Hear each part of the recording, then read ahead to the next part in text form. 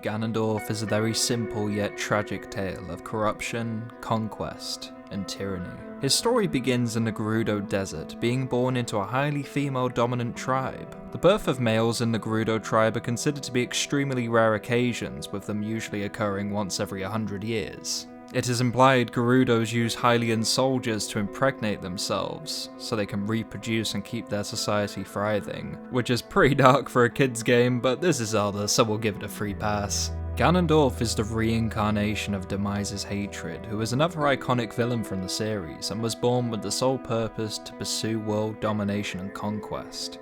His fate, personality and motivations as a living being were already predetermined by an omnipotent being thousands of years ago before his actual very birth. Ganon was born with both Hylian and Gerudian blood, which would give him unique characteristics in his genetics, which would turn him into a ruthlessly ambitious warrior and conqueror. Gerudo warriors are known for their brute force and cunning intellect, which no other tribe in Hyrule possesses to the same level, while Hylian warriors are known for their unique courage and bravery in the face of adversity.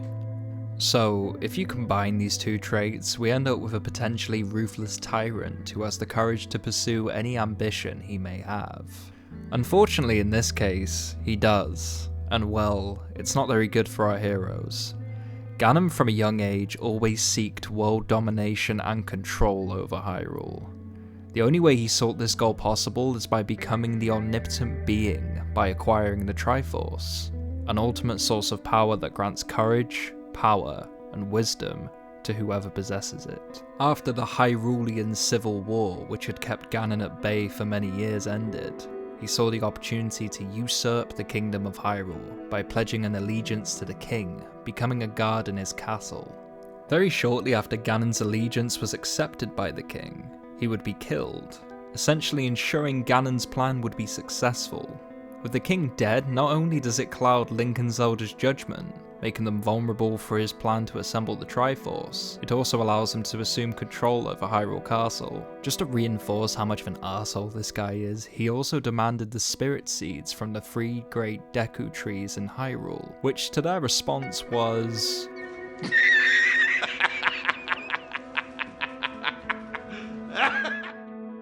Ganon wasn't exactly satisfied with this answer, which resulted in each of their homes being plagued by these fucking abominations. The first we actually learn of Ganon's motivations is during this scene.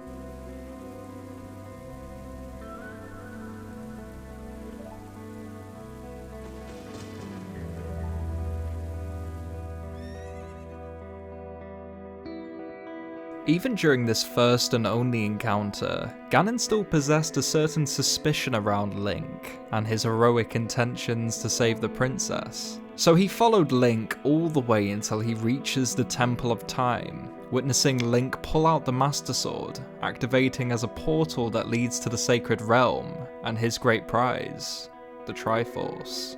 Something that's worth noting is Ganon never shows any remorse or sympathy for Link in this situation. He's extremely condescending, sarcastic, and taunts him on every step of his path. Saying he's an egomaniac that doesn't consider anything or anyone to be a threat to him would be a blatant understatement. Ganon enters the Sacred Realm, claiming the Triforce, seemingly completing his plan for conquest. Link is basically sent to a purgatory for 7 years, as Ganon rules over Hyrule Castle, seemingly completing his goal and feeling satisfied and fulfilled with his accomplishments. 7 years later, Link returns home and walks into Hyrule Castle only to be greeted by Ganon of all people. An epic boss fight of Wii Tennis plays out, as Ganon is defeated by Link and his mighty sword. Ganon screams in a fury and transforms into his beast form, embracing the full potential power of his Triforce piece. Link defeats Ganon, as he is banished to the Sacred Realm by the 7 sages for his punishment of his defilement, betrayal, and absolute tyranny over the Kingdom of Hyrule for 7 years. What makes this so tragic is the fact that Ganon never had a say in any of this. His motivations and entire personality was predetermined before birth, and his genetics from his tribe only acted as an amplifier to Demise's goals set for Ganon to follow.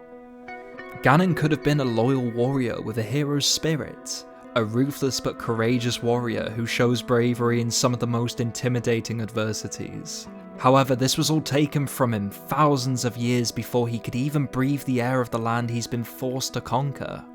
For the rest of his life, in every game, all the actions he committed, dialogue spoken, it's all predetermined and planned out by an entity he could never truly understand. Ganon is just a puppet, a slave to the god that took everything from him, sentenced to a life of non-consensual violence and tyranny, fighting one man and a princess with no other choice or path to follow.